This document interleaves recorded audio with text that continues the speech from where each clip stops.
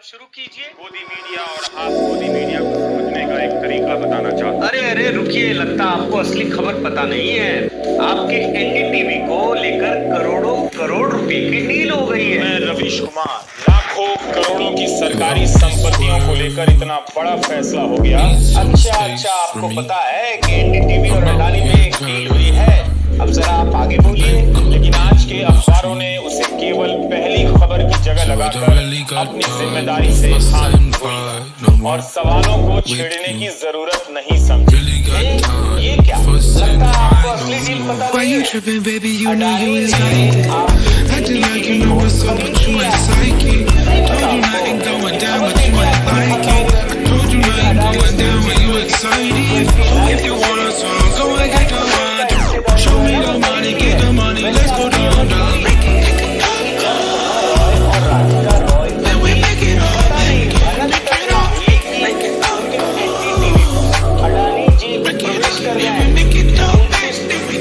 हिस्सेदारी है वो ले लिए तो आपको क्या होगी?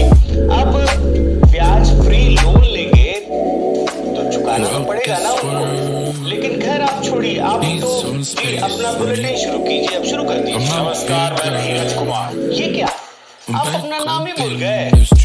अब जरा फिर से एक बार बोलिए तो। नमस्कार, मैं मुकेश कुमार। ये क्या हो गया रवीश जी, आप अपना नाम ही नहीं बोल पा रहे। कभी मुकेश कुमार, कभी कुछ बोल रहे हैं। खैर छोड़िए, नाम में क्या रखा, आप सीधा अपना बुलेटिन शुरू कीजिए। मेरी अपील है कि आप देशभक्ति की भावना खुद से भी जगा लें। जैसे आप खुद से खाते हैं, खुद से नहाते हैं, इसी तरह से आप खुद से देशभक्ति की भावना क्यों नहीं जगा सकते? Why you tripping, baby? You know you ain't like it. Acting like you know what's up, but you ain't psychic. Told you nothing going down, but you ain't like it. Told you nothing going down, but you excited. If you want a song, go and get the one. Show me the money, get the money, let's go down, down. And we make it up.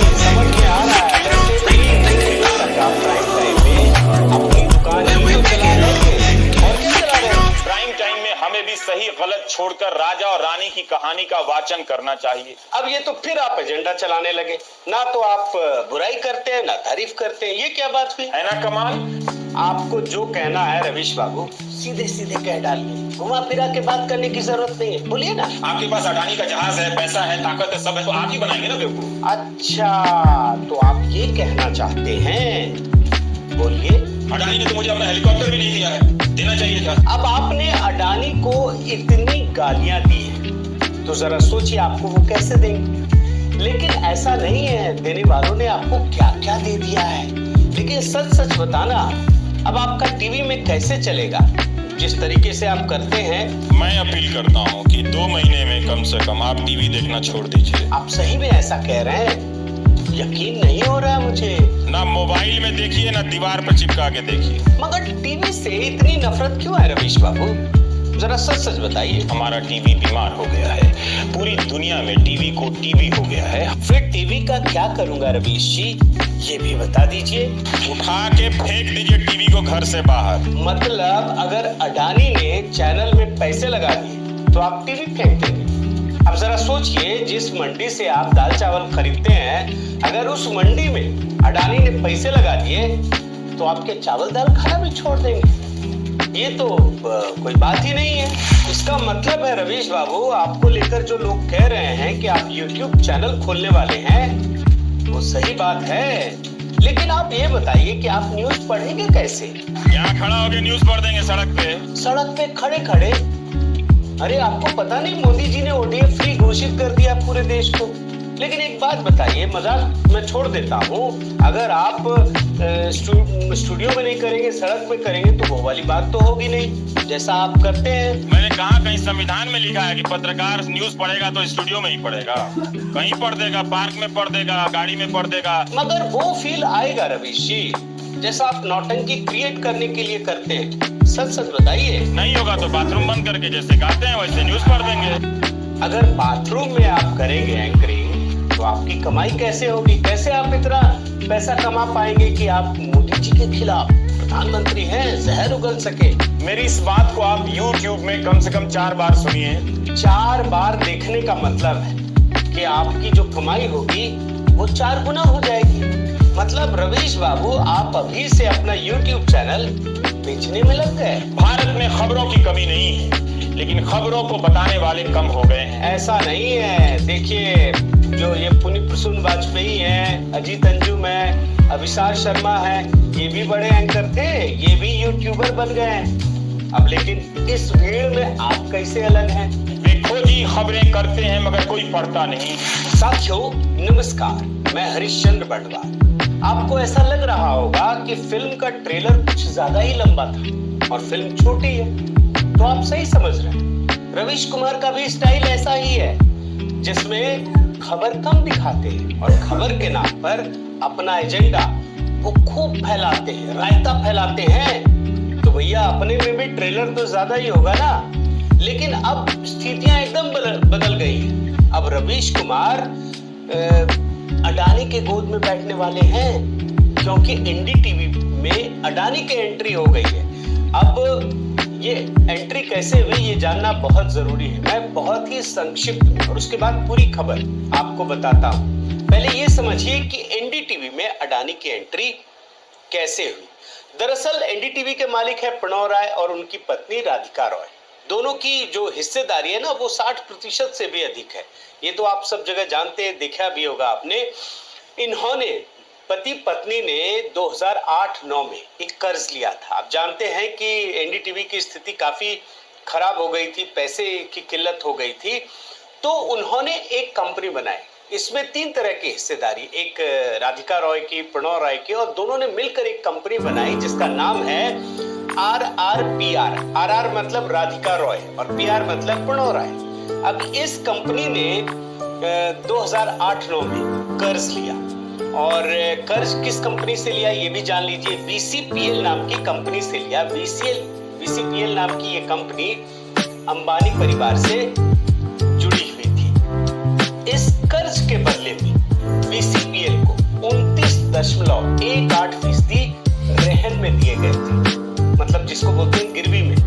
साथ ही ये विकल्प भी दिया गया था कि अगर कर्ज ना चुका पाए तो वे इन वाउचर्स का 99.5% हिस्सा इक्विटी में बदल सकते हैं। आप सारी रिपोर्ट भी देखिएगा, मैं बहुत ही सरल भाषा में आपको बताने की कोशिश कर रहा हूँ, अलग अलग रिपोर्टों को मिला करके, ताकि आपको पूरा का पूरा ये पूरी डील समझ में आ सके। ये कर्ज 10 साल के लिए लिया गया था और इसकी अवधि 2019 में खत्म हो गई थी। अच्छा, इस कर्ज में कोई ब्याज नहीं लिया गया, लेकिन इस 10 वर्ष की जो अवधि खत्म हुई तो RRPR ने जो कर्ज लिया था वो चुका नहीं पाई कंपनी। इस बीच मंगलवार अडानी ग्रुप ने VCPL को खरीद लिया। 100% हिस्सा खरीद लिया 114 करोड़ रुपए। यानी जैसे ही अडानी ने खरीदा उसने उसकी इक्विटी को शेयर में कन्वर्ट कर दिया, और इसके साथ ही 29.18% जो हिस्सेदारी थी ना वो अडानी की हो गई। और इसके बाद 2 दिन का समय दिया गया कि भैया आप हमें ये सारे शेयर दे दीजिए। लेकिन अडानी ग्रुप यही नहीं रुका, वो अब 26% हिस्से में और अपनी भागीदारी चाहता। वो चाहता है कि एनडीटीवी में उसका पूरा कंट्रोल। लेकिन इसके लिए अडानी ने पूरे के पूरे जो सरकारी नियम है, जिस तरीके से लेन देन होती है उसके हिसाब से उस प्रक्रिया को अपनाया। आप देखिए, ओपन ऑफर जारी करना क्यों होता है जरूरी, यही ओपन ऑफर उसने दिया है।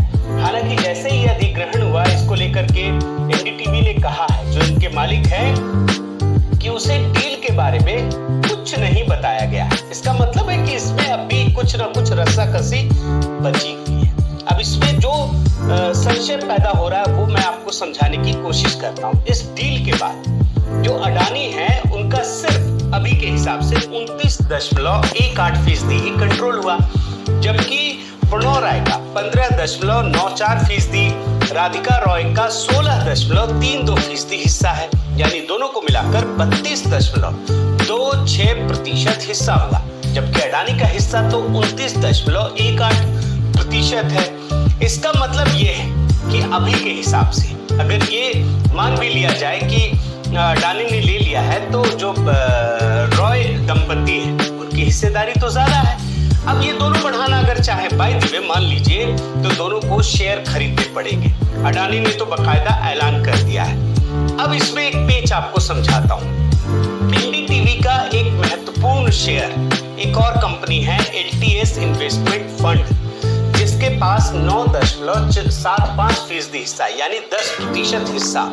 लेकिन इस कंपनी ने एलटीएस इन्वेस्टमेंट फंड भारत में जितना भी इन्वेस्टमेंट किया उसका 98% हिस्सा अडानी की कंपनी में किया है। यानी अगर आंकड़ों में बात करें तो अडानी की 4 कंपनियों में एलटीएस इन्वेस्टमेंट फंड का लगभग 19,000 करोड़ रुपए की हिस्सेदारी है, निवेश है। इसका मतलब है वो 10% हिस्सा आप आराम से मिला सकते हैं, क्योंकि जब एलटीएस का पूरा इन्वेस्टमेंट ही अडानी की कंपनी में है और अडानी कंपनी ये चाहती है कि एनडीटीवी में उसके शेयर और बढ़े, तो वो तो आसानी से ले सकती है ना, इसमें कोई बहुत बड़ी दिक्कत नहीं है। तो कुल मिलाकर मैं ये कहना चाहता हूँ कि जिन लोगों को संशय है कानूनी प्रक्रिया के हिसाब से, मुझे ऐसा लगता है कि एनडीटीवी में आने वाले कुछ समय में उनका पूरा का पूरा अधिकार हो जाएगा। अब ये तो बिजनेस डील की बात है, ये तो आपको आने वाले वक्त में पूरा का पूरा क्लियर हो जाएगा, पता चल जाएगा। लेकिन मैं ये बताना चाहता हूँ कि किस प्रकार से एनडीटीवी न्यूज के नाम पर अपना एजेंडा पेश करता रहा है, और रवीश कुमार इसके माहिर खिलाड़ी। इसलिए जब ये डील की बात आई ना, तो रवीश कुमार अचानक से ट्रेंड करने लगे। सोशल मीडिया में देखिए तो कई सारे ट्रेंड, अब आप खुद समझ सकते हैं क्यों ये ट्रेंड कर रहा था। यहाँ तक खबरें आई कि रवीश कुमार ने इस्तीफा दे दिया है, लेकिन हुआ क्या, उन्हें खारिज करना पड़ा इस बात को। और आप रिपोर्ट देखिए क्या लिखा है, झूठे निकले ऑफ इंडिया के सूत्र। रवीश कुमार ने इस्तीफे से मना किया। जीरो टीआरपी एंकर ने कहा अडानी की नौकरी मुझे मंजूर। देख रहे हैं ना, अब अखबार वाले और मीडिया वाले भी मजे ले रहे हैं। क्यों ऐसा है? क्योंकि रवीश कुमार बाकी मीडिया वालों के मजे लेते रहे। अब मैं आपको कुछ चीजें दिखाता हूँ। मैं ये दिखाता हूँ कि रवीश कुमार किस प्रकार से न्यूज के नाम पर सिर्फ और सिर्फ एजेंडा दिखाते हैं। आप ये देखकर हैरान रह जाएंगे दोस्तों कि जो वो न्यूज के नाम पर दिखाते हैं ना, वो किस लेवल का, कितना घटिया है। घटिया शब्द भी बहुत छोटा है। आपको एक छोटा सा हिस्सा सुनाता हूँ। हम डिक्टेटर न्यूज नाम से एक बुलेटिन बनाने की सोचने लगे। एक नेशनल न्यूज चैनल में रवीश कुमार जैसा शख्स गोदी मीडिया कहकर न जाने क्या क्या कहता है। अरे भाई, नेशनल न्यूज चैनल है, आप खबर दिखाएंगे कि आप जहर ही उगलते रहेंगे। इतनी उल्टी मोदी के नाम पर। आप देखिए किस प्रकार से ये बातें कहते थे, सुनिए। क्या गोदी मीडिया के किसी भी संपादक को यह बेचैनी हुई? और सिर्फ न्यूज परोसने की बात नहीं है, न्यूज तो होता ही नहीं है। आप देखिए ऐसे एनिमेशन बनाकर दिखाते हैं जो न्यूज से कम जुड़े होते हैं, उनके व्यूज से ज्यादा जुड़ते हैं। इस एनिमेशन का न्यूज से कोई लेना देना नहीं। आप ध्यान से देखिए, कई सारी स्क्रीन हैं, सब में गोदी मीडिया लिखा हुआ है। क्या न्यूज आपको मिल रहा है? ब्रेकिंग न्यूज लिखा है, कोई खबर नहीं है इसमें। और जुबैर के मामले में जब मैंने पूरा का पूरा कम से कम 50-100 वीडियो मैंने देखा है दोस्तों इस वीडियो को बनाने के लिए। आप यकीन मानिए, इस वीडियो के लिए मैंने इतनी मेहनत की है, घंटों मतलब मैंने दिया है। कम से कम 50-100 वीडियो देखे, तब मैं आपके लिए छांट कर ये चीजें लेकर आया हूँ। जुबैर के मामले में रवीश कुमार ने अनाप शनाप तर्क गढ़ते हुए जेल डेबिट कार्ड की बात करने लगते हैं। आप एक बहुत छोटा हिस्सा सुनिए। मेरे पास एक आइडिया है, लोग जेल डेबिट कार्ड बनवाना शुरू कर दें। इसके बाद इसी बुलेटिन में 2.5 मिनट अनाप शनाप तर्क गढ़ते हुए अजीबोगरीब एनिमेशन दिखाने लगते हैं। आप देखिए, आपको समझ में आएगा। और जब मैं एनिमेशन की बात कह रहा हूं ना, तो अभी प्रधानमंत्री मोदी ने हर घर तिरंगा का ऐलान किया था, आह्वान किया था। इस पर भी इनको आपत्ति थी। और इस मामले में भी एक अजीबोगरीब एनिमेशन आप देखिए, एक विशाल का एक घंटा लगा करके मतलब पेश कर दिया गया। अब क्या है इसका मतलब, ये कोई नहीं समझ सकता। लेकिन चूंकि आपके हाथ में एक बुलेटिन है और आप जीरो टीआरपी के गर्व से कहते हैं, और किस तरह की चीजें आप परोस रहे हैं। आप हर घर तिरंगा अभियान का भी इस शख्स ने मजाक उड़ाया। और आपको एक और दिखाता हूं, देखिए, चाचा चौधरी की कहानी सुनाने लगे एक एपिसोड में और एनिमेशन दिखाने लगे। देखिए, अब आते हैं चाचा चौधरी पर। लेकिन एक्सपेरिमेंट करने में माहिर। ऐसे ऐसे एक्सपेरिमेंट जो न्यूज के नाम पर कलंक है। एक बार तो रवीश कुमार ने टीवी स्क्रीन को ही अंधेरा कर दिया, टीवी स्क्रीन ब्लैक कर दिया और भाषण देने लगे अनाप शनाप। ऐसी ऐसी बातें मैं क्या बताऊं। आप देखिए, जैसे ज्ञान बांटते हैं ना, ज्ञान बांटने लगे। न्यूज का कोई अंश नहीं, कोई लेना देना नहीं। आपको पता भी नहीं चलेगा कि इसमें न्यूज क्या है। एक ग्राफिक्स आता है, भाषण चलने लगता है। ये है स्थिति। समझिए आपकी ड्राइंग रूम की बत्ती बुझा दी गई है। मारो मारो पकड़ो पकड़ो की आवाज आने लगती है। कई प्रवक्ता गाली देते। एक बार ये जनाब जब मैं देख रहा था तो स्टूडियो में दो जोकर लेकर हाजिर। अब देखिए, जोकर है ये, जोकर की वेशभूषा में पूरे कार्यक्रम में फूहड़ पर अजीबो गरीब हरकत, अजीबो गरीब संवाद, कार्यक्रम के नाम पर दर्शकों के साथ भद्दा मजाक, एक तरफा संवाद। ये दोनों जोकर कुछ बोल रहे हैं, हरकत कर रहे हैं, अजीबो गरीब आवाजें निकाल रहे हैं। सर आपकी गर्दन में क्या हुआ है? आप अथॉरिटी हैं? एक और कार्यक्रम मैंने जब देखा तो वहां पर रवीश कुमार न्यूज चैनलों को कार्टून बताने में लग गए। सुनिए, एक छोटा हिस्सा सुना रहा हूँ। बहुत दिनों के बाद बड़ों को कार्टून के रूप में न्यूज चैनल मिल गए। और जानते हैं, हद तो तब हो गई, न्यूज एंकर हैं ये कहने के लिए पूरी दुनिया में यही भारत को रिप्रेजेंट करते हैं, दावा करते हैं। और ये जनाब एक बार प्रधानमंत्री मोदी का मजाक उड़ाने के लिए, जानते हैं, एक कार्यक्रम, सिर्फ आधे घंटे के एक कार्यक्रम में 14 बार अलग अलग कपड़े पहनकर आ गए। देख लीजिए दोस्तों, एक एक हिस्सा मैंने बड़ी मेहनत से निकाला है। आप देखिए, एक एक तस्वीर, ये एक ही बुलेटिन का है। देखिए, पहली ड्रेस, दूसरी ड्रेस, ये देखिए तीसरी ड्रेस, एक एक सेकंड, एक एक फ्रेम करके निकाला है। 5वीं, 6वीं, 7वीं, 8वीं, 9वीं, ये देखिए 10वीं, 11वीं ड्रेस, 12वीं, ये देखिए 13वीं ड्रेस, 14वीं ड्रेस। अब ये नौटंकी कर रहे हैं, ये न्यूज पढ़ा जा रहा है, ये नौटंकी हो रही है। एंटरटेनमेंट चैनल खोल लेना चाहिए। बड़े कई सारे चैनल हैं जो सिर्फ एंटरटेनमेंट करते हैं, जोकर ही करते हैं। आप जोकर बनने के लिए आए। ये है रवीश कुमार।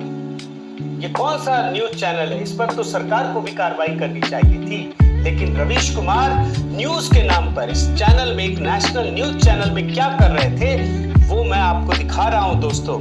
और आपको हो सकता है ये 10 सेकंड में ये सारी तस्वीरें निकल गई, लेकिन इस तस्वीर को ढूंढने में घंटों की मेहनत की गई है, ये मैं आपको बताना चाह रहा हूं। और एक बार तो दिल्ली शब्द आया इनकी जुबान पर, तो जानते हैं दिल्ली कहने के नाम पे क्या कहने लगे? थोड़ा सा हिस्सा आप ये भी देख लीजिए। दिल्ली के पीछे एक दिल्ली, दिल्ली के आगे एक दिल्ली, बोलो कितनी दिल्ली? दिल्ली के पीछे पड़ गई दिल्ली, इचक दिल्ली, बीचक दिल्ली, दिल्ली ऊपर दिल्ली। खुद घुमाओ जनता को, जनता बन जाए भीगी। साथियों, रवीश कुमार को भले ही विदेशी ताकतों ने मैग्सेसे पुरस्कार देकर भारतीय लोगों पर, भारतीय पत्रकारिता पर थोपने की कोशिश की, लेकिन सच्चाई ये है कि भारतीय लोकतंत्र के लिए रवीश कुमार की पत्रकारिता एक भद्दा मजाक है। और ऐसे कई रवीश कुमार एनडीटीवी में